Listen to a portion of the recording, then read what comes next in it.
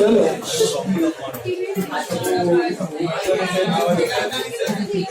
let's start with issue of shares now. Pay attention.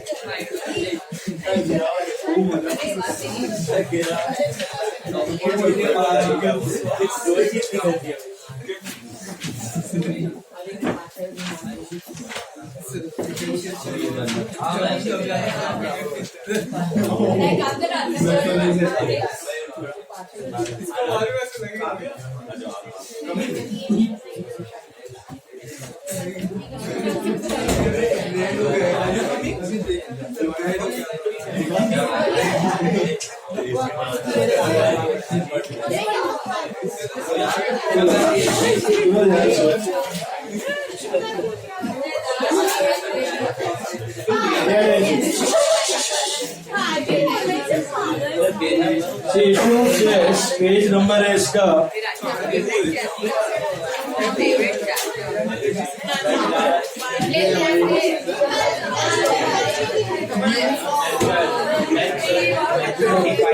234.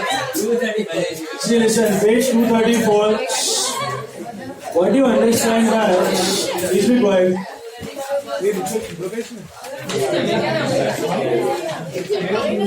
See, listen. Come on. Tell me, what do you understand by the issue of shares? So, whenever the size of the business increases, okay, it starts with what? Sole proprietor. So, how do you invest the capital? How do you raise money in a sole proprietary firm? कहाँ से पैसा आ सकता है business में? दो जगह से आ सकता है. एक तो ओनर डालता है, दूसरा लोन ले. बराबर है? यही चीज आपकी सोल प्रोप्राइटर में भी वैलिड है, पार्टनरशिप में भी यही होता है, प्राइवेट लिमिटेड में भी यही होता है और पब्लिक लिमिटेड में भी यही होता है. तो पैसा दो जगह से रेज किया जाता है. एक होता है ओनरशिप कैपिटल, दूसरा होता है borrowed capital, borrowed funds. Okay, तो ओनरशिप कैपिटल को कहा जाता है share capital. What do you call ownership capital? Share capital. So what is issue of shares? It is nothing but IPO, raising money from the public. Raising money from the public. Now, who can raise this money from the public? Which type of institution can do this? Only joint stock company. That too publicly listed. Only publicly listed companies can raise money. Okay. There may be a company which is public, but which is not listed. So IPO कौन ला सकते हैं? Only a listed company. There are unlisted companies also. Like I had given you example that time, if you remember, Patanjali है, आपका Chennai super Kings था, sorry, pharmacy था. Amul is a cooperative society. So Amul is Anand Milk Union Limited. It's a cooperative. Okay. So Amul का goal is not profit, इसका service है, non profit organisation जैसे काम करता है अमूल. बट फार्मर्स का बेनिफिट, जो भी आता है पैसा फार्मर्स को जाता है.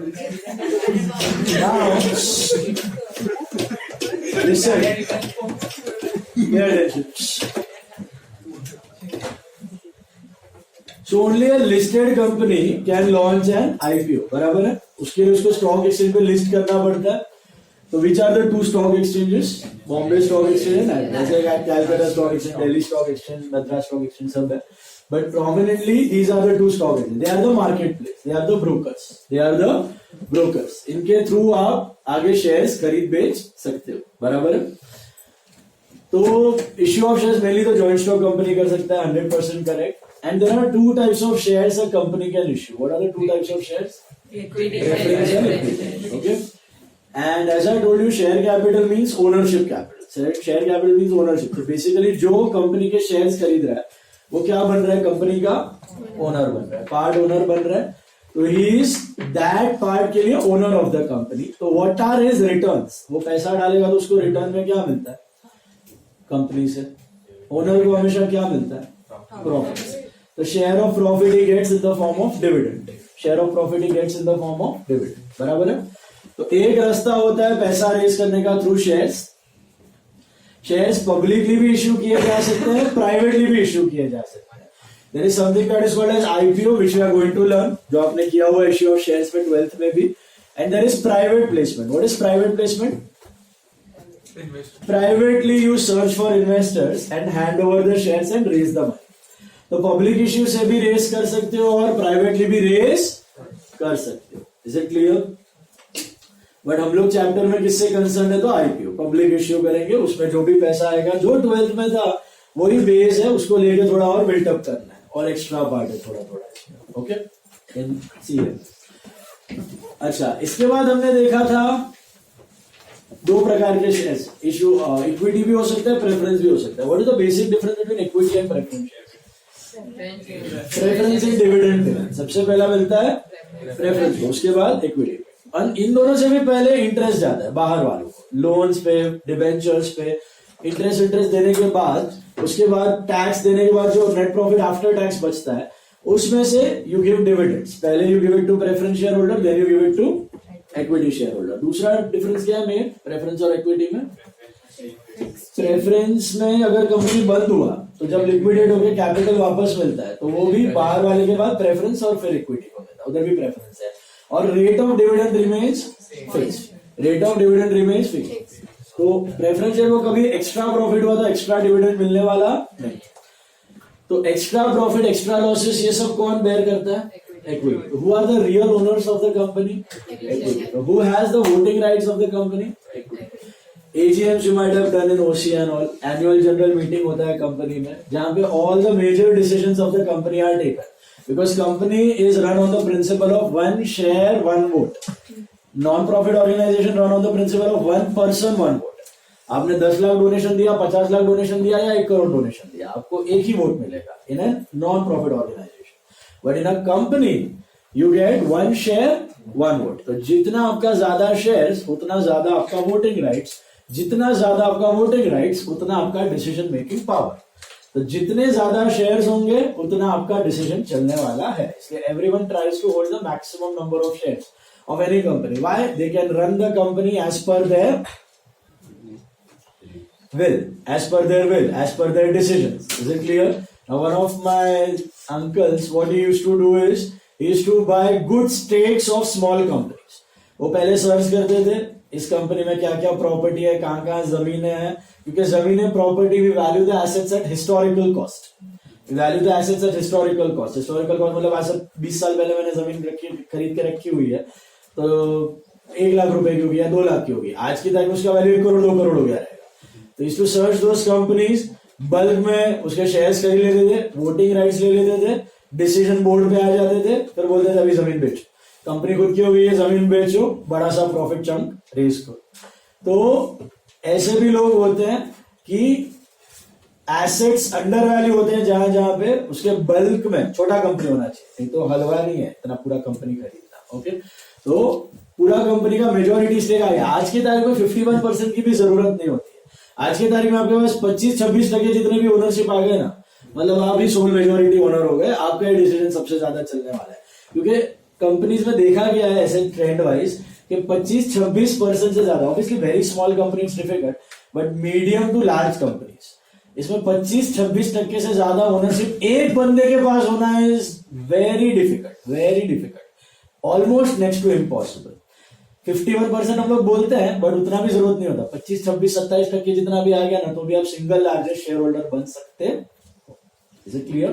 The decision making rights lie in whose hands? Which share holder? Real risk bearer, real owner, real decision makers कौन है? equity shareholder. Now equity shareholder cannot participate in day-to-day management of the company. So who they hire for day-to-day management? So board of directors. Okay, board of directors कौन होते हैं? They are representative of shareholders. Every AGM में the shareholders select the board of directors, MD, CEO, auditors. Okay, ये जो भी company के main CFOs होते हैं, CTOs होते हैं, okay, चीफ ऑडिटर होते हैं, ये सबको कौन हायर करता है? वोटिंग से शेयरहोल्डर्स. उनके बिहाफ पे this board of directors take day to day management का डिसीजन. Is it clear? तो इंडिया में मैंने बताया था प्रोफेशनली मैनेज्ड कंपनीज बहुत कम होते हैं. ये सब मगजमारी सब होता है प्रोफेशनली मैनेज कंपनी का. L&T हो गया, ITC हो गया, ओके, प्रोफेशनली मैनेज कंपनीज में सब डेमो मतलब voting right, proper decision, board of director change होंगे, ऐसा होता है। बट इंडिया में ज्यादातर कंपनीज फैमिली मैनेज बिजनेस। तो फैमिली ओन्ड बिजनेसेस में कैसा होता है share holding pattern, majority of the share holders lies with the family, तो उनका ही डिसीजन मेकिंग चलता है। इसलिए आपने देखा होगा कि 10-10, 15-15 साल तक सीईओ, एमडी, चेयरमैन वही बंदा चल रहा है। मुकेश अंबानी तो वही चल रहा है, हटेगा तो उसका बेटा आ जाएगा। तो ऐसा वोटिंग करने जाएंगे, बट वोटिंग में शेयर्स किसके पास है? इन्हीं के पास। तो इन्हीं का डिसीजन चलने वाला। ओके, इसका प्रोस भी होता है, कॉन्स भी होता है। Professionally manage company obviously you get good talent, good person to run the business who is from well educated background और experience from the industry and all। अभी recently change हुआ है HDFC में, HDFC बैंक का leadership change हुआ, अगर आपने देखा होगा, फॉलो कर रहे हो तो HDFC बैंक में कोटक बैंक का चेंज हुआ, अगर देखा होगा तो। कोटक बैंक दो it is family run, Uday Kotak के पास मेजोरिटी स्टेक है, but it took a good well run, जिसने वर्ल्ड बैंक चलाया हुआ है, यूरोपियन बैंक चलाया हुआ है, उस बंदे को लेके आया हो। तो ऐसे भी इसमें good talent you can get. Professionally manage companies में अच्छा टैलेंट आप हायर कर सकते हो। फैमिली ओन बिजनेसेस में क्या है, पापा ने अच्छा किया बिजनेस, जरूरी है कि बेटा भी उतना बिजनेस एक्यूमेंट वाला हो, बट फैमिली ओन है तो आ ही जाता है, बेटे के नाम पे ही आता है business, that is a flaw. But ऐसा देखा गया है कि जितना फैमिली रन बिजनेसेस रहता है ना, they are skin in the game, मतलब उनका खुद का पैसा लगा रहता है ना, तो और आग रहती है पैसा कमाने की, मेरे को आएगा फायदा, मेरे को फायदा मिलेगा, तो उसमें ज्यादा ग्रोथ का चांसेस देखा गया है in family own business as compare to professionally management. क्योंकि प्रोफेशनली सैलरी पे आता है, एमडी, सीईओ जो भी रहेगा ना, decision maker comes on salary, तो उसका कोई खुद का तो एक्स्ट्रा फायदा नहीं है, शेयर होल्डिंग तो ज्यादा उसके पास है नहीं, तो कंपनी ज्यादा फायदा करे उससे उसको ज्यादा फायदा होने वाला नहीं, थोड़े बहुत शेयर्स होंगे उसका फायदा होता है। फैमिली ओन्ड बिजनेसेस में ग्रोथ का चांसेस ऑब्वियसली अच्छा मैनेजमेंट रहेगा तो फास्ट बढ़ेगा as compare to professionally manage business. Is it clear? So in this chapter again we are going to do same journal entry part, ledger part, थोड़ा सा outdated है but है okay, but साथ साथ में I will be telling you some practical things also which I used to tell in 12th, तो सुनते जाना, ज्ञान की बातें हैं। शुरू करते हैं बेसिक्स के साथ। बेसिक्स किया ना सबने, शेयर्स हो गया ना भैया सबका, चलो शुरू करते हैं। What are the 5 types of capitals? Remember we discussed. Starting with what? Authorized. You know what is authorized capital? Upper limit, maximum limit beyond which we cannot raise the money. Please listen. Authorized is maximum upper limit. Then there is issued capital. What is issued capital? Suppose आपका memorandum में authorise capital is 1 crore shares, तो can you raise capital beyond 1 crore shares? उसकी limit बढ़ानी है तो बढ़ा सकते हो आगे जाके, एजीएम में वो लिमिट भी इंक्रीज हो सकती है, कोई दिक्कत वाली बात नहीं, बट जब तक लिमिट है तब तक है, उससे ज्यादा आप रेज नहीं कर सकते। 1 crore के अंदर आपने 80 लाख शेयर्स इश्यू किया, तो that is called as which capital? Issue. अच्छा लिसन, अगर 80 लाख इश्यूड है तो 20 लाख क्या हो जाए? अनइश्यूड। 80 लाख इश्यूड है तो 20 lakh is unissued capital. All of you got that? अच्छा 80 लाख जो इश्यूड कैपिटल है, क्या जरूरी है कि पब्लिक सारा का सारा सब्सक्राइब करे? नहीं। अभी इधर सेबी वगैरह के सब सीए में सब लॉज वॉज फॉलो करने हैं और पूरा अपडेटेड है, 12th के जैसा नहीं है, सम्स और तरीके थोड़े हैं, बट जो लॉज है एप्लीकेबल वो सारे अपडेटेड है सीए में। तो बेसिकली डिस्काउंट में इश्यू नहीं होने वाला है, अभी डिस्काउंट वाले सम्स नहीं है यहाँ पे। 12th में किया था ना आपने, इश्यू है डिस्काउंट, मैंने बोला भी था डिस्काउंट स्क्रैप हो चुका है, यहाँ पे डिस्काउंट वाले नहीं है। और वो 90% वाली लिमिट बताई थी मैंने, आपने अगर 80 लाख शेयर इश्यू किए तो मिनिमम 72 लाख का सब्सक्रिप्शन आना चाहिए, अगर नहीं हुआ तो issue is flop, no trading certificate, it has to return the money back to investor. Is it clear? 90% of the issue must be subscribe. Is it clear? तो 80 लाख का अगर इश्यू है तो मिनिमम 72 लाख एप्लीकेशन आना चाहिए। अब वो होता है सब्सक्राइब कैपिटल, वो होता है सब्सक्राइब कैपिटल। फिर आता है क्या? Called up and paid up. तो जैसे हमने 12th में देखा था, पूरा पैसा कंपनी एक साथ नहीं मंगवाती है, उसको पार्ट्स में मंगवाती है. What are these parts called? First part is application, then allotment, then first call, second call, third call, fourth call, fifth call. उसको जितना ब्रेकअप्स करने का वो कर सकता है. Is it clear? It can divide it into application allotment, first, second, third, fourth, fifth call. It can divide it into application allotment and first call. It can divide it into just two parts, application and allotment.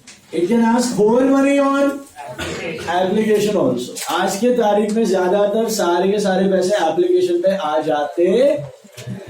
आज एक issue खत्म हुआ, किसी ने किया है apply, करना भी फर्क में गुस्सा हुआ. सो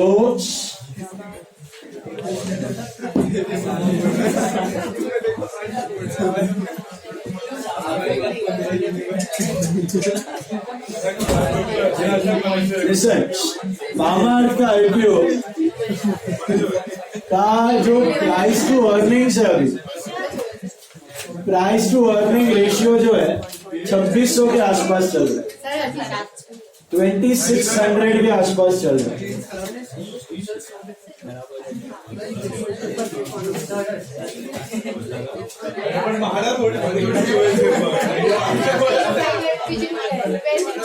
तो इसका मतलब आपने जो पैसे डाले हैं वो 2600 साल बाद आपको वापस मिलेंगे at the current rate. Okay, 2600 साल, 2600, 2600 years. Good observation.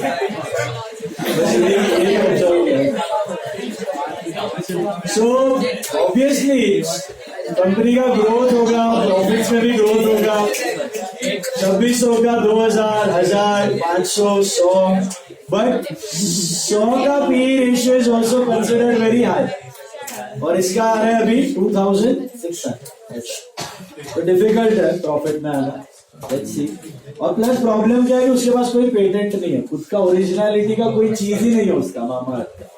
वो खाली दूसरा OEM से मैन्युफैक्चर प्रोडक्ट्स लेता है और एड्स करता है रन, जो प्रोडक्ट ज्यादा चलता है उसको पुश करता है बेचने की. That's it. और प्रॉब्लम है कि रिपीट कस्टमर्स नहीं है वहां. एक बार जो कस्टमर आता है दूसरी बार खरीदने आता नहीं. धंधा चलना डिफिकल्ट. मार्केटिंग ही करके रहता है इन्फ्लुएंसर्स के थ्रू, बट वो एक लिमिट आ जाती है ना. चलेगा कब लंबे टाइम तक कंपनी. अभी मैगी क्यों चल रहा है, तुम रोज खाते हो, रिपीट ऑर्डर. एक बार सारे कस्टमर ने ले लिया, फिर रिपीट क्यों आ रहा है, क्वालिटी की वजह से. पसीना.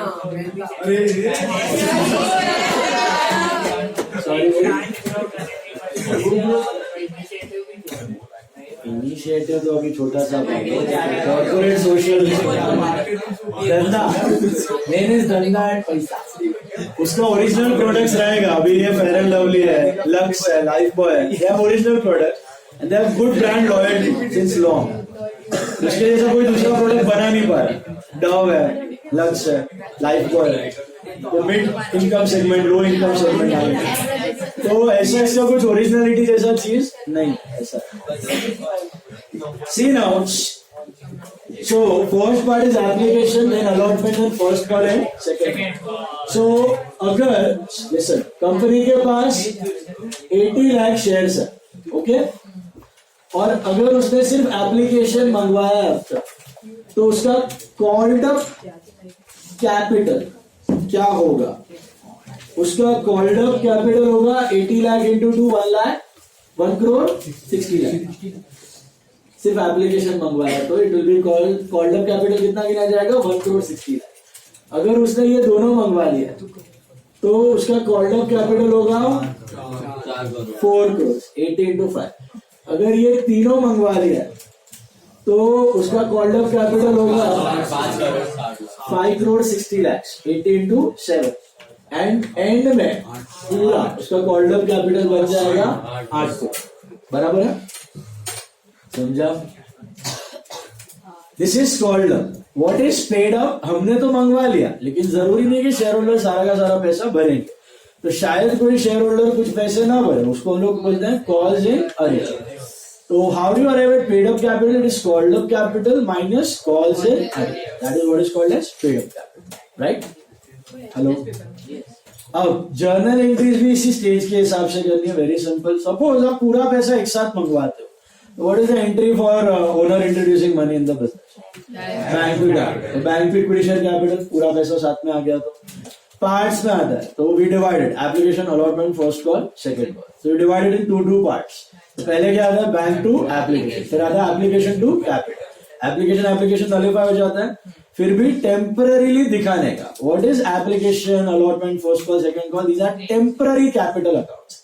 These are temporary capital account just for information. कि आपको पता चले कि इस स्टेज पे कितना, इस स्टेज पे कितना, इस स्टेज पे कितना, इस स्टेज पे कितना. अल्टीमेटली एप्लीकेशन नलिफाई हो जाता है, first call allotment second call सब नलिफाई हो जाता है. Basic entry remains same. It is bank to capital. It is bank to capital. लेकिन हम लोग पार्ट्स में करेंगे, क्योंकि पार्ट्स में टाइम ड्यूरेशन में पैसे आते हैं. 3-3, 6-6 महीने के ड्यूरेशन में पैसे आते हैं. तो what is the first entry? Bank to application and application to capital. But second entry में क्या करते हो आप? Allotment to capital and then bank to allotment. फिर first call to capital then bank to first call. ऐसा क्यों करते हो? पहले बैंक ऊपर और फिर बैंक नीचे. ऐसा क्यों? पहले स्टार्टिंग में we don't know how much shares पे we are going to get money. How many shares पे we are going to get money? We don't know that, right? Issue might be oversubscribed, undersubscribed, at par. So that's why bank का entry ऊपर. Once you decide allotment, refund वगैरह वगैरह, then second stage onwards due receive, due receive, due receive. Is it clear? Hello? क्या गया? तो first stage में bank का entry ऊपर, सेकेंड स्टेज ऑनवर्ड्स बैंक का एंट्री बाद में. पहले ड्यू फिर रिसीव, पहले ड्यू फिर रिसीव, पहले ड्यू फिर रिसीव. ठीक है. चलिए अभी एक बेसिक प्रॉब्लम से शुरू करते हैं. All of you take some number 1.